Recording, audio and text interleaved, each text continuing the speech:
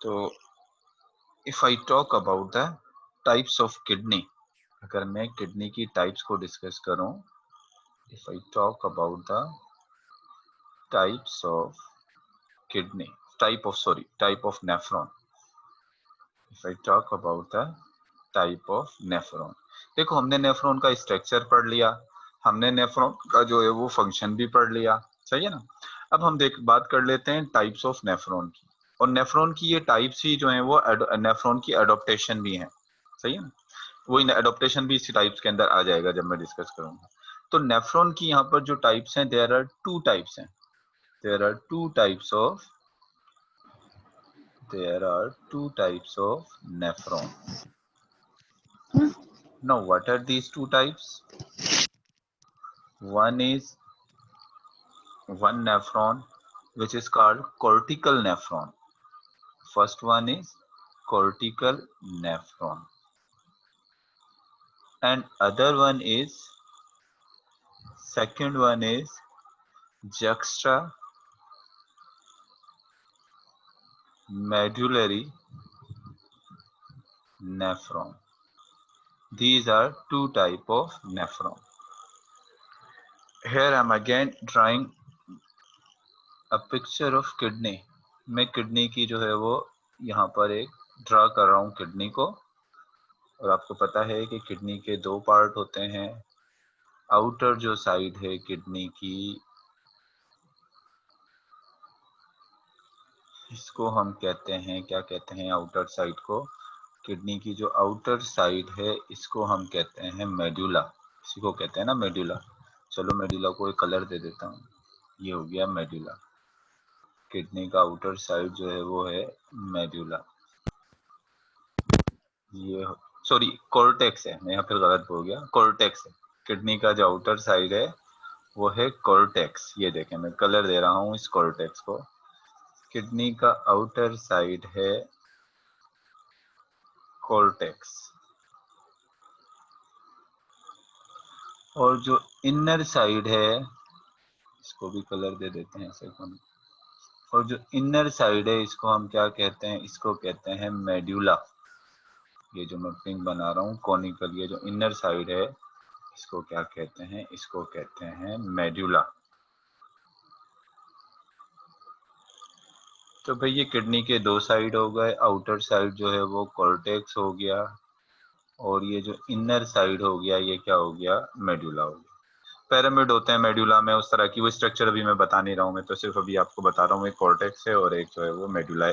Kidney की structure को हम पहले ही डिस्कस कर चुके हैं, उसकी डिटेल में नहीं जा रहा। अब क्या होता है कि कुछ नेफ्रॉन तो ऐसे होते हैं, चलो ये मैं नेफ्रॉन, एक नेफ्रॉन यहाँ पर बना रहा हूँ, ये नेफ्रॉन का हो गया बोमेन कैप्सूल, ये प्रोक्सिमल कन्विलेटेड ट्यूब्यूल हो गई, ये लूप ऑफ हेनले हो गया, ये डिस्टल कन्विलेटेड ट्यूब्यूल हो गई, ये कलेक्टिंग डक्ट हो गया। ये मैंने पूरा एक नेफ्रॉन बनाया है इसके लिए। और एक दूसरा एक और भी नेफ्रॉन बना देता हूँ, ये देखो इसका बोमेन कैप्सूल हो गया, प्रोक्सिमल कन्विलेटेड ट्यूब्यूल हो गया, ये इसका लूप ऑफ हेनले हो गया, ये डिस्टल कन्विलेटेड ट्यूब्यूल हो गया, और ये कलेक्टिंग डक्ट। अब यहाँ पर देखो मैंने टू टाइप्स के नेफ्रॉन इस किडनी में बनाए, मैं तो यहाँ सिर्फ दो नेफ्रॉन बनाए। सिर्फ दो नेफ्रॉन नहीं होते, मिलियंस ऑफ नेफ्रॉन जो हैं वो किडनी के अंदर क्या होते हैं, मौजूद होते हैं। ये तो मैंने एक नेफ्रॉन बनाया है, सॉरी एक किडनी बनाया है, और इस किडनी में सिर्फ दो नेफ्रॉन बनाए, वरना नेफ्रॉन कितने होते हैं, मिलियन नेफ्रॉन मौजूद होते हैं। अब ये मैंने देखो दो नेफ्रॉन बनाए। अब अगर आप इन नेफ्रॉन में फर्क देखो तो फर्क कहाँ पर नजर आ रहा है। हाँ भैया मुझे बताओ, इन दोनों नेफ्रॉन में फर्क किस चीज पर, किस जगह पर नजर आ रहा है फर्क, इन दोनों नेफ्रॉन में। मैं इस नेफ्रॉन को कह रहा हूँ, एक जो है इनमें से कॉर्टिकल नेफ्रॉन है और एक है जक्स्ट्रामेडुलरी नेफ्रॉन। क्या फर्क है इन दोनों नेफ्रॉन में? सर अब एक सिर्फ कॉर्टेक्स पे के, एक का लूप ऑफ एनल और दूसरे का लूप ऑफ एनल जो है उसमें आ रहा मेडुला है, में, मेडुला यानी में भी ये आ रहा कह सकते हैं कि एक का लूप ऑफ हेनले बहुत शॉर्ट है और दूसरे का है। लूप ऑफ हेनले जो है बहुत ज्यादा क्या है, लॉन्ग है। और इसका लूप ऑफ हेनले बहुत थोड़ा सा मेडुला में गया हुआ है, और इसका लूप ऑफ हेनले बहुत ज्यादा मेडुला के अंदर क्या किया हुआ है, पेनेट्रेट किया हुआ है, सही है ना। अब ये वाला नेफ्रॉन जिसका लूप ऑफ इनले बहुत शॉर्ट है और जिसके ज्यादातर पार्ट कॉर्टेक्स के अंदर है, तो इसको हम कहते हैं कॉर्टिकल नेफ्रॉन। इसको क्या कहते हैं, कॉर्टिकल नेफ्रॉन। और हमारी किडनी में कौन से वाले नेफ्रॉन ज्यादा होते हैं? कॉर्टिकल नेफ्रॉन ज्यादा होते हैं। और दूसरा जो नेफ्रॉन है जो पेनेट्रेट कर रहा है किसके अंदर, जिसकी लूप ऑफ इनले बहुत लॉन्ग है और वो मोस्टली जो है पेनेट्रेट कर रही है मेडुला में, इसको हम क्या कहेंगे? इसको हम कहेंगे जक्स्ट्रा मेडुलरी नेफ्रॉन। जक्स्ट्रा का मतलब होता है पास, यानी इसका जो लूप ऑफ इनले मेडुला के करीब है या कुछ मेडुला के पास है, तो इस वजह से इसको हम कह रहे हैं जक्स्ट्रा मेडुलरी नेफ्रॉन। अच्छा, ये टू टाइप्स के नेफ्रॉन हो गए। चलो सबसे पहले डिफरेंस देख लेते हैं इन दोनों नेफ्रॉन में फर्क क्या होता है। अगर पेपर में डिफरेंस आ गया, दोनों नेफ्रॉन में डिफरेंस लिखें तो डिफरेंस आप कैसे लिखोगे? चलो मैं यहाँ पर इसके डिफरेंसेस आपको लिखवा देता हूँ। कॉर्टिकल नेफ्रॉन और जक्स्ट्रा मेडुलरी नेफ्रॉन में फर्क देख लेते हैं। इन टू टाइप्स के नेफ्रॉन में डिफरेंसेस क्या है, अगर पेपर में आ जाएगा तो कैसे डिफरेंसेस लिखोगे? तो चलो लिख लेते हैं, यहाँ पर एक तरफ लिख लेते हैं कॉर्टिकल नेफ्रॉन, ये हो गया कॉर्टिकल नेफ्रॉन। और दूसरी तरफ लिख लेते हैं कौन सा नेफ्रॉन? Juxta medullary nephron.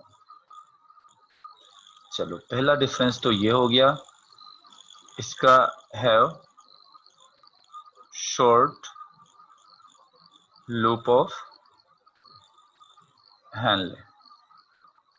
इसकी लूप ऑफ हेनले जो है वो क्या है? ये शॉर्ट है। ये लूप ऑफ हेनले इसका क्या होता है? कॉर्टिकल नेफ्रॉन का शॉर्ट होता है। जबकि जक्स्ट्रा मेडुलरी नेफ्रॉन क्या होता है? Long, have long loop of Henle. इसका लूप ऑफ हेनले जो है वो क्या होता है? वो लॉन्ग होता है। देखें इसका लूप ऑफ हेनले जो है ये क्या है? ये लॉन्ग है। पहला डिफरेंस तो ये हो गया। फिर दूसरा क्या होता है? Loop of Henle not deeply penetrate into medulla. देखो यहाँ पर लूप ऑफ हेनले बहुत ज्यादा पेनिट्रेट मेडुला में नहीं किया हुआ, थोड़ा सा हिस्सा बस मेडुला में, ज्यादा मेडुला में नहीं है, थोड़ा सा पार्ट इसका क्या है? मेडुला में। जबकि इसको देखो तो ये डीपली पेनिट्रेट है इसका लूप ऑफ हेनले, किसमें? मेडुला में। अब दूसरा क्या है? Loop of Henle deeply penetrate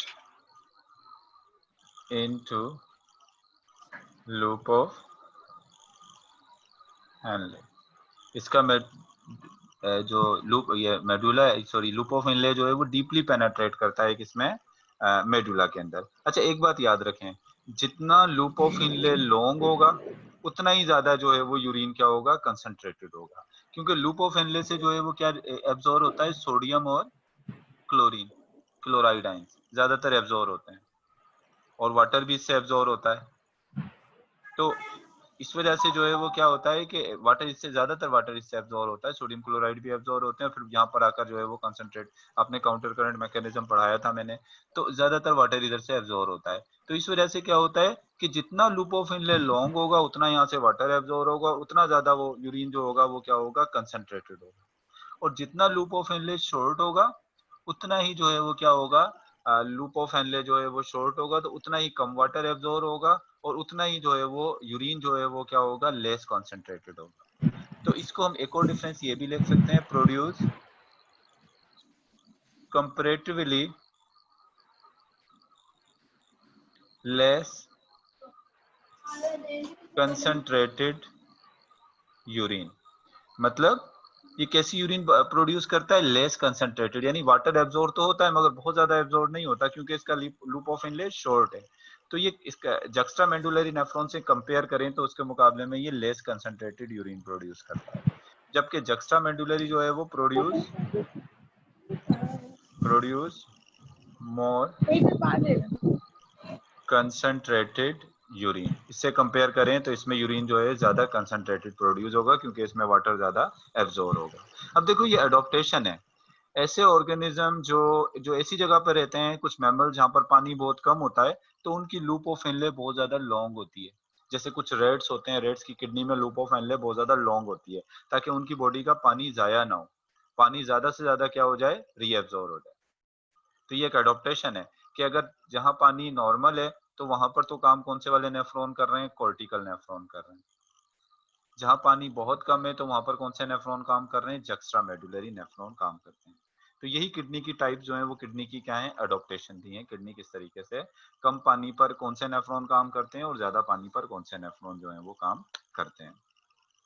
तो ये तो हो गई टाइप्स ऑफ नेफ्रॉन। इसके बाद आ जाते हैं effects of hormones on the working of kidney. ये क्लियर हो गया दोनों नेफ्रॉन की टाइप्स, इनका फर्क पता लग गया। आगे आगे चलें, चलो आगे चलते हैं। आगे चलते हैं इफेक्ट्स ऑफ हार्मोन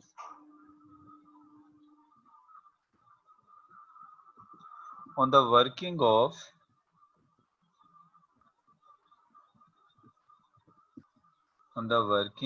kidney।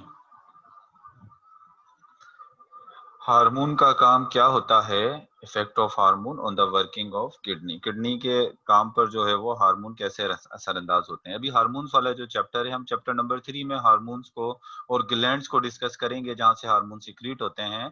लेकिन अभी हम थोड़ा सा ये देख लेते हैं वो कौन कौन से हार्मोन्स हैं जो किडनी का जो फंक्शन होता है, किडनी जब अपना काम करती है, किडनी के काम पर जो है वो इफेक्टेड होते हैं। अच्छा चले, मैं यहाँ पर एक से लिख लेता हूँ, ऐसे बना लेता हूँ एक टेबल जो है। एक तो यहाँ पर मैं लिख लेता हूँ हार्मोन का नाम, ये हार्मोन हो गया, और उसके बाद सिक्रेटेड बाय, यानी कौन से ग्लैंड से ये हार्मोन सिक्रेट होता है। चलें इसकी ऐसी एक टेबल बना लेते हैं। सिक्रेटेड बाय यानी कौन से ग्लैंड से सिक्रेट होता है, और इसके बाद उस हार्मोन का फंक्शन लिख लेते हैं कि काम क्या करता है। चलें ये ऐसे लिख लेते हैं। सबसे पहला जो हार्मोन है वो है ADH। इसको कहते हैं एंटी डाययूरेटिक हार्मोन। इसका पूरा फुल फॉर्म क्या है, एंटी डाययूरेटिक हार्मोन। और इस हार्मोन को हम और वेसोप्रेसिन भी इस हार्मोन को कहते हैं। और ये हार्मोन सीक्रेट कहां से होता है, ये हार्मोन सीक्रेट होता है posterior pituitary gland, posterior pituitary gland. तो हमारे ब्रेन के अंदर, हमारे ब्रेन में एक ग्लैंड होता है, उसको कहते हैं पिट्यूटरी ग्लैंड। पिट्यूटरी ग्लैंड के 3 पार्ट होते हैं, 3 लोब होती हैं, कैंटीरियर लोब, एक मीडियम लोब और एक पोस्टीरियर लोब। जो सबसे नीचे वाली लोब होती है इसमें क्या है, ये है पोस्टीरियर लोब।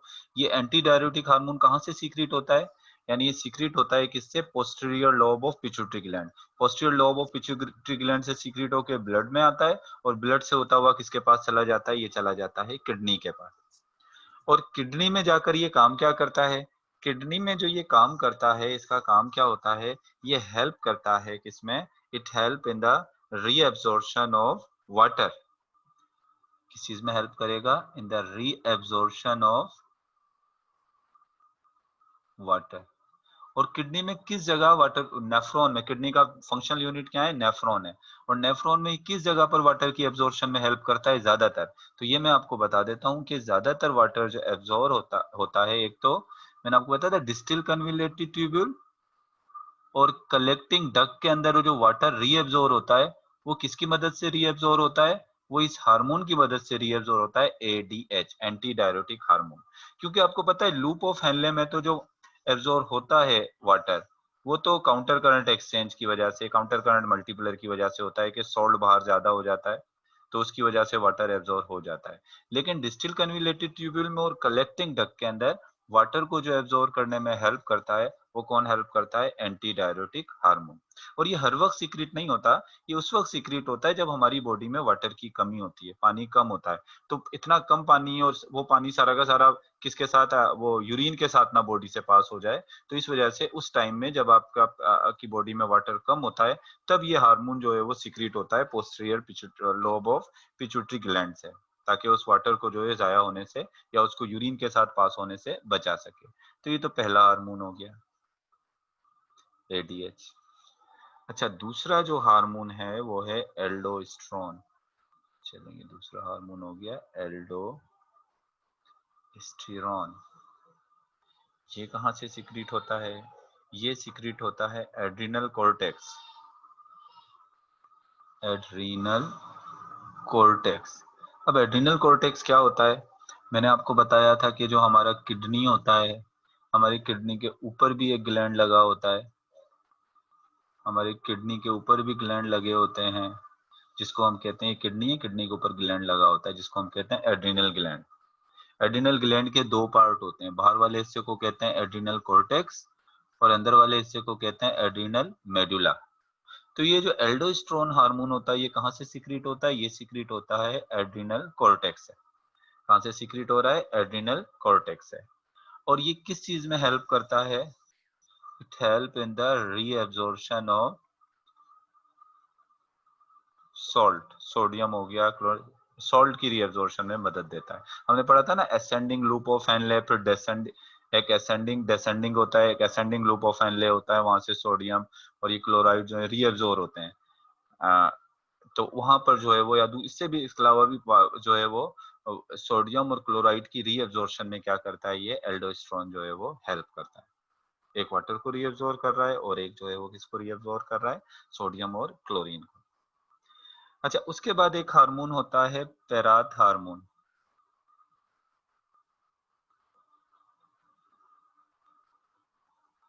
जब ये कहाँ से सिक्रीट होता है? ये सिक्रीट होता है पैरा थायराइड ग्लैंड। हमारी नेक में, हमारी गर्दन के अंदर एक ग्लैंड होता है जिसको कहते हैं थायराइड ग्लैंड। थायराइड ग्लैंड के साथ ही उसके साथ कुछ और भी ग्लैंड लगे हुए होते हैं जिनको कहते हैं पैराथायराइड ग्लैंड। पैराथायराइड ग्लैंड किसके साथ एसोसिएटेड होते हैं? थायराइड ग्लैंड के साथ।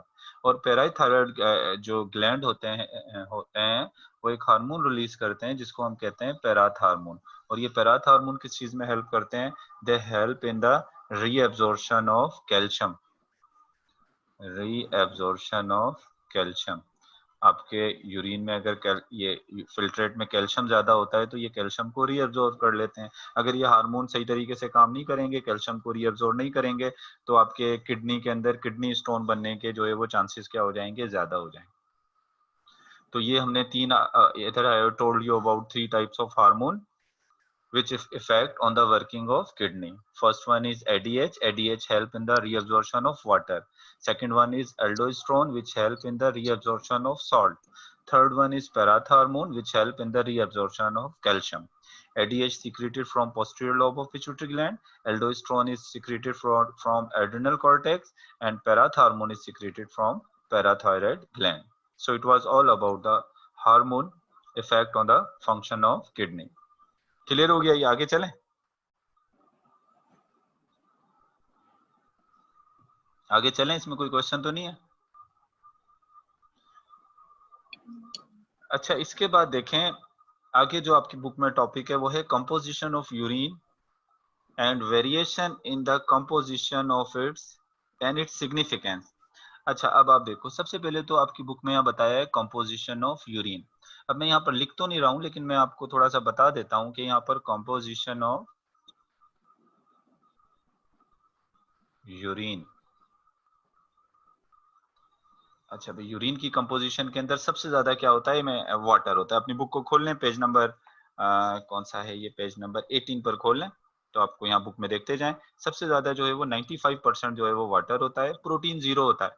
चाहे बात है, प्रोटीन तो ग्लोमेरुलस जो फिल्ट्रेट होता है, बोमेन कैप्सूल के जो पोर्स होते हैं वो इतने बड़े नहीं होते कि उनमें से प्रोटीन गुजरे, तो प्रोटीन 0 होता है। ग्लूकोज, ग्लूकोज 100% रीअब्सॉर्ब हो जाती है तो ग्लूकोज भी नहीं होता।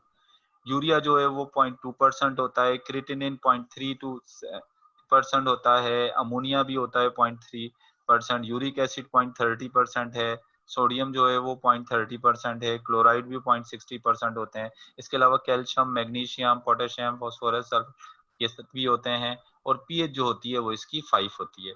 पीएच देखो, यूरिन यूरिन की पीएच ज्यादातर एसिडिक है, यूरिन बेसिक नहीं है, यूरिन क्या है? एसिडिक है।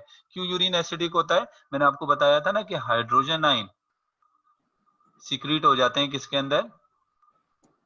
ब्लड से डायरेक्ट जो है वो मेडुलरी इंटरस्टिशियल फ्लूइड से जो है हाइड्रोजन आयन फिल्ट्रेट में जो है वो सीक्रेट हो रहे होते हैं। उसकी वजह से फिल्ट्रेट या यूरिन जो है वो थोड़ा क्या हो जाता है? यूरिन थोड़ा एसिडिक जो है वो हो जाता है। अच्छा, ये तो हो गई यूरिन की कंपोजिशन। अच्छा, यूरिन का कलर जो होता है वो होता है थोड़ा सा येलोइश। अगर आपसे अगर बताऊं, ये सिर्फ बुक में तो नहीं है लेकिन आपके नॉलेज के वाले से बता देता हूँ कि यूरिन का कलर येलोइश क्यों होता है, यूरिन को येलो कलर कौन सी चीज देती है। तो देखो, यूरिन को जो येलो कलर मिलता है ना, वो यूरिन को येलो कलर क्यों हो जाता है। आपने पढ़ा होगा कि जब हमारे स्प्लीन के अंदर जो है वो आरबीसीज टूटते हैं, तो आरबीसीज के टूटने से जो है वो पिगमेंट रिलीज होते हैं। एक ब्लू रिबिन होता है और एक ब्लू वर्डिन। ये ब्लू रिबिन और ब्लू वर्डिन जो है वो गॉल ब्लैडर के अंदर जाकर बाइल बना लेते हैं, ये बाइल में आ जाते हैं, ब्लू रिबिन और ब्लू वर्डिन। और ये बाइल जो है वो किस में चला जाता है, बाइल चला जाता है हमारी इंटेस्टाइन में। लेकिन ये ब्लू रिबिन और ब्लू वर्डिन ये तमाम के तमाम जो है वो उसमें नहीं चले जाते, क्या कहते हैं, बाइल नहीं बना लेते। कुछ जो है ब्लू रिबिन और ब्लू वर्डिन किस में चले जाते हैं, ये ब्लड में भी चले जाते हैं। कुछ किस में चले जाते हैं, ब्लड के अंदर चले जाते हैं। ब्लड इनकी थोड़ी सी कंपोजिशन चेंज करके ब्लड जो है वो इसको आई थिंक किसी दूसरे केमिकल में कन्वर्ट करके इसको किसको दे देता है, ये आपके फिर वहां से फिल्ट्रेट से होता है आपकी यूरिन में चले जाते हैं।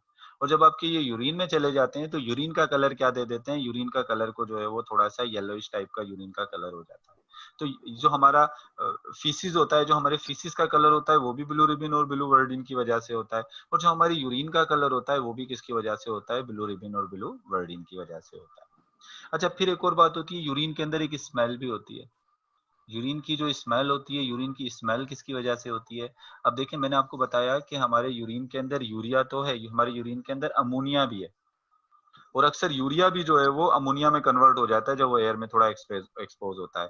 तो वो हमारे यूरिन के अंदर जो स्मेल होती है, असल में वो किसकी स्मेल होती है, वो अमोनिया की स्मेल होती है। वो किसकी स्मेल है, वो है अमोनिया की स्मेल होती है, जो अक्सर जो है वो यूरिन से आ रही होती है। अच्छा, इसके बाद जो है, अब अपनी बुक में देखो, एक चीज लिखी हुई है कि composition of urine and variation in in in composition and it's signification. अब देखो, वेरिएशन अगर आपसे पूछा जाए, variation in urine composition and its significance,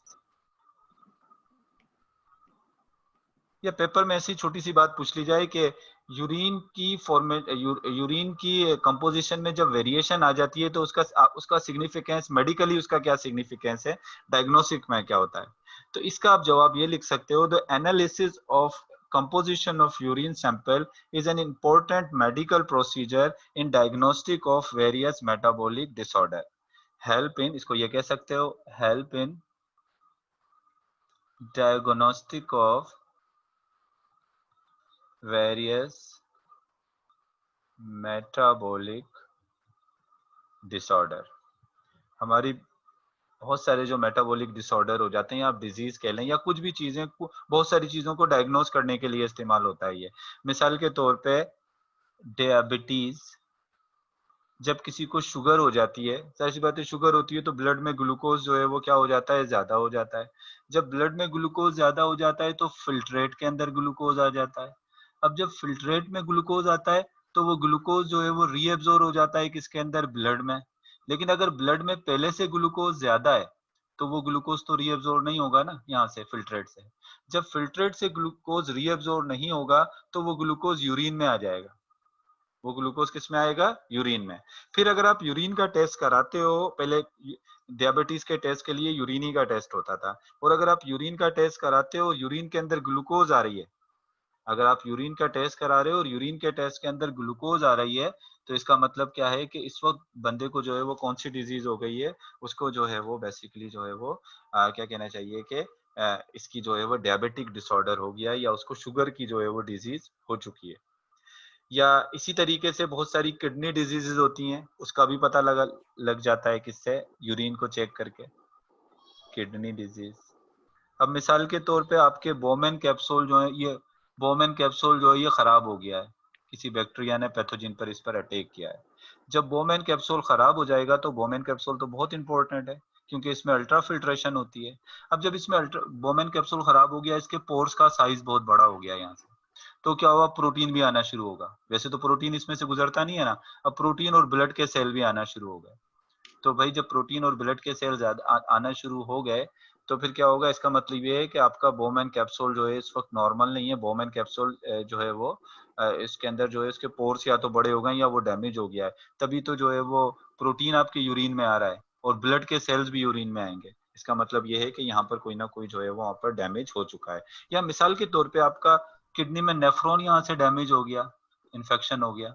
अब आपके ब्लड के यहाँ से जाहिर बात है जब कटा है तो यहाँ से ब्लड के सेल्स आएंगे, तो यूरिन के अंदर ब्लड आ रहा है तो वो भी कोई प्रॉब्लम हो सकता है अगर आप यूरिन को टेस्ट करें तो।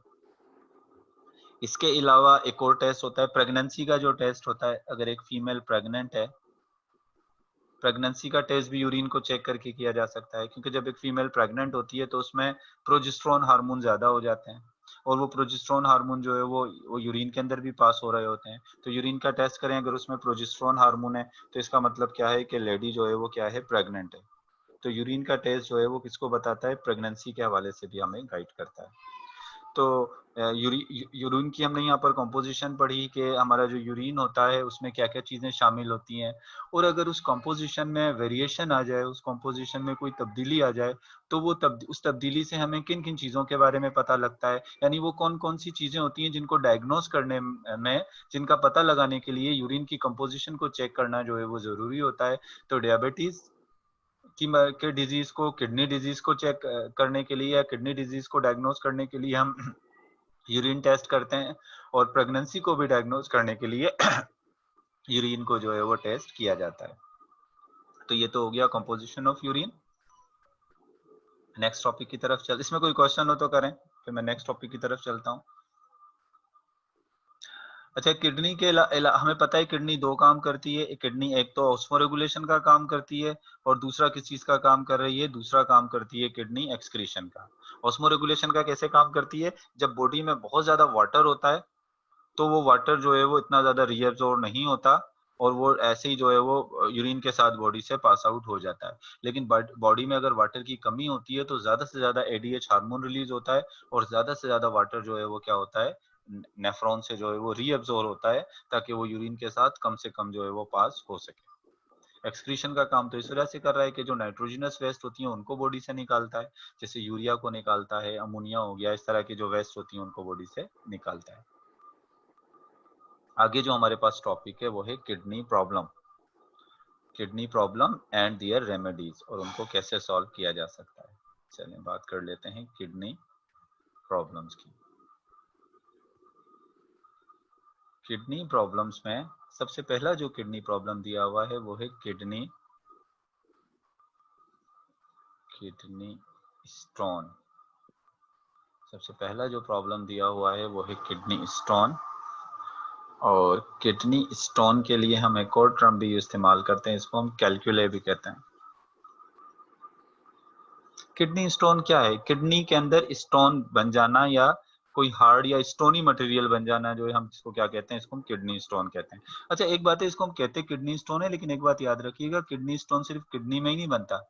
किडनी के ये यूरिन सिस्टम के जो डिफरेंट पार्ट हैं यूरिनरी सिस्टम के, किडनी स्टोन या किडनी में भी बन सकता है, ये यूरिटर में भी बन सकता है, और ये बन सकता है कहाँ पर, ये यूरिनरी ब्लैडर में भी बन सकता है। किडनी स्टोन तीनों जगहों पे बन सकता है। किडनी स्टोन बनने का नुकसान क्या होता है, किडनी स्टोन बनने का नुकसान ये होता है ऑब्स्ट्रक्शन, यानी ये यूरिन के पास होने में। अब देखिए अगर यहाँ किडनी स्टोन बन गया, अब यहाँ से यूरिन कैसे पास होगा, गुजरेगा नहीं है, तो बीच में रुकावट आ रही है ना। तो यूरिन के पास होने में क्या करता है, एक रुकावट करता है। पहला तो किडनी स्टोन का जो है ना वो ये प्रॉब्लम काज करता है। और दूसरा ये होता है किडनी स्टोन, मिसाल के तौर पे ये नेफ्रॉन है, यहाँ पर किडनी स्टोन बना हुआ है। अब ये किडनी स्टोन क्या करेगा, डैमेज करेगा, नेफ्रॉन की वॉल को क्या करेगा, डैमेज करेगा, उसको जख्मी कर देगा। जब उसको जख्मी कर देगा तो जहाँ जख्म आ जाता है वहां पर इन्फेक्शन भी हो जाता है ना, बैक्टीरिया वगैरह ऐसे कोई इन्फेक्शन हो जाएगा, तो ये किडनी इन्फेक्शन भी काज कर सकता है किडनी स्टोन। और यूरिन को ऑब्स्ट्रक्शन भी कर सकता है, यानी पेशाब जो है वो या यूरिन जो है उसको रोक भी सकता है। अच्छा, किडनी स्टोन या कैलकुलाई जो है, इसका हम काज देख लेते हैं। सबसे पहले इसका काज क्या होता है, वजह क्या होती है किडनी स्टोन। किडनी स्टोन की जो बेसिकली जो है वो वजह होती है, बहुत सारे सॉल्ट्स होते हैं जो हमारे ब्लड में अगर ज्यादा हो जाएं, जैसे high level of calcium, calcium का लेवल ज्यादा हो जाएगा तो भी किडनी स्टोन हो जाता है। हाई लेवल ऑफ ऑक्सलेट ज्यादा हो जाएगा तो भी किडनी स्टोन हो सकता है। High level of uric acid, तो भी किडनी स्टोन बन सकता है। ये सब काज हैं किसके? किडनी स्टोन के। अब देखो कैल्शियम क्या अक्सर हमारे मेटाबॉलिज्म के दौरान या ऐसे भी जो है वो हमारी डाइट में भी ये चीजें शामिल होती हैं। कैल्शियम जो है वो हमारे डाइट का भी एक हिस्सा है। अगर कैल्शियम हमारी बॉडी में कोई भी बंदा है वो कैल्शियम बहुत ज्यादा ले रहा है लेकिन पानी कम पी रहा है। कैल्शियम अगर आप बहुत ज्यादा ले रहे हो और आप पानी कम पी रहे हो, तो अगर आप पानी कम पी रहे हो तो कम अक्सर आपको पता है कि जब सॉल्वेंट कम हो और सोल्यूट ज्यादा हो जाए तो वो सोल्यूट प्रिसिपिटेट होना शुरू हो जाता है, जमना शुरू हो जाता है, क्रिस्टल बनाना शुरू कर देता है। तो इसी तरह हमारी किडनी के अंदर जो कैल्शियम है, ये अगर कैल्शियम सॉल्ट मौजूद है, अगर आप पानी कम पी रहे हो तो क्या होगा, ये ऐसे जमना शुरू हो जाएंगे, ऐसे क्रिस्टल्स बना लेंगे। जब ये कैल्शियम के ये पार्ट जब क्रिस्टल्स बना लेंगे तो ये क्या बन जाएगा, ये किडनी स्टोन, कम पानी पीने की वजह से। ऐसे ही ऑक्सलेट और ऐसे ही यूरिक एसिड। अब क्या होता है देखें, अब सबसे पहले तो हमें ये पता है कि कैल्शियम जो है उस पर कौन सा चार्ज होता है, आई थिंक पॉजिटिव चार्ज होता है कैल्शियम पर। एम आई राइट? कैल्शियम पर पॉजिटिव चार्ज होता है ना? Yes sir. कैल्शियम पे पॉजिटिव चार्ज होता है। अच्छा अब देखो पॉजिटिव चार्ज जब किसी चीज पर होता है तो वो चार्ज पार्टिकल को हमारी मेम्ब्रेन पास नहीं होने देती, अपने अंदर से गुजरने नहीं देती ना कोई चार्ज पार्टिकल अगर होता है। तो इसी तरीके से कैल्शियम भी जो है वो मेम्ब्रेन से नहीं गुजरेगा, ब्लड में रहेगा अगर उस पे। तब क्या होता है कि कैल्शियम जो है वो किसके साथ मिल जाता है, कैल्शियम मिल जाता है फॉस्फेट के साथ। और कैल्शियम मिलकर फॉस्फेट के साथ क्या बना लेता है, कैल्शियम फॉस्फेट के साथ मिलकर बना लेता है कैल्शियम फोस्फेट। क्या बना लेता है ये, कैल्शियम फोस्फेट। और ये कैल्शियम फोस्फेट जब हमारे फिल्ट्रेट में हमारी किडनी के अंदर आती है, और ये कैल्शियम फोस्फेट अगर ज्यादा जमा हो जाए तो क्या बन जाता है, किडनी स्टोन बन जाता है, किसका, कैल्शियम फोस्फेट का। इसी तरीके से ऑक्सलेट होती है।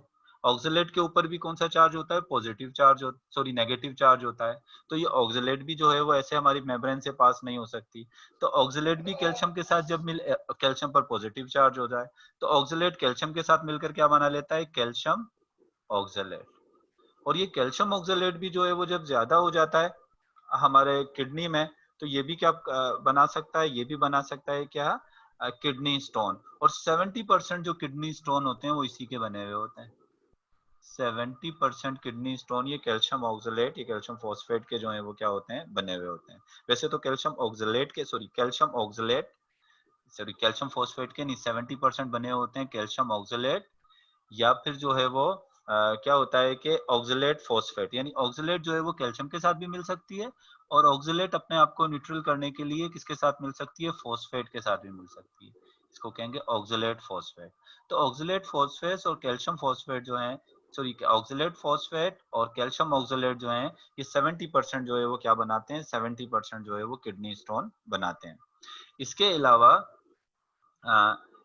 ये जो ऑक्सलेट होता है, ऑक्सलेट की सोर्स क्या है, कैल्शियम तो आपको पता है मिल्क के अंदर भी कैल्शियम होता है जिसे, लेकिन ये जो ऑक्सलेट होता है, ये ऑक्सलेट की सोर्स क्या है, यानी हमें जो है वो ऑक्सलेट हमारी बॉडी में कहाँ से आता है, source of oxalate, source of oxalate. एक मिनट रुकिएगा, मैं थोड़ा आपको भी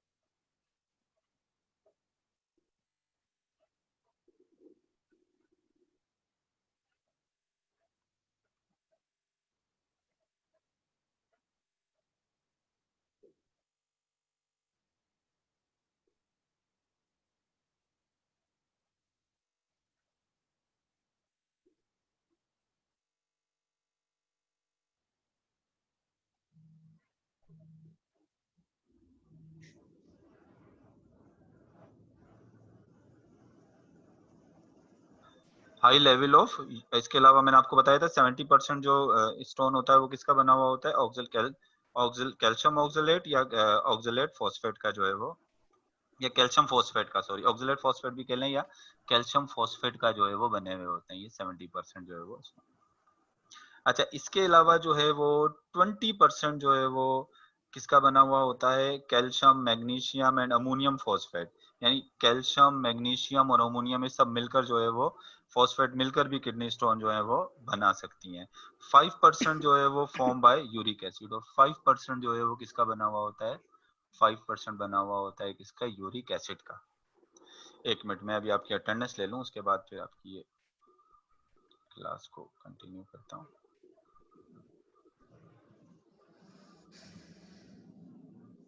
Just a minute.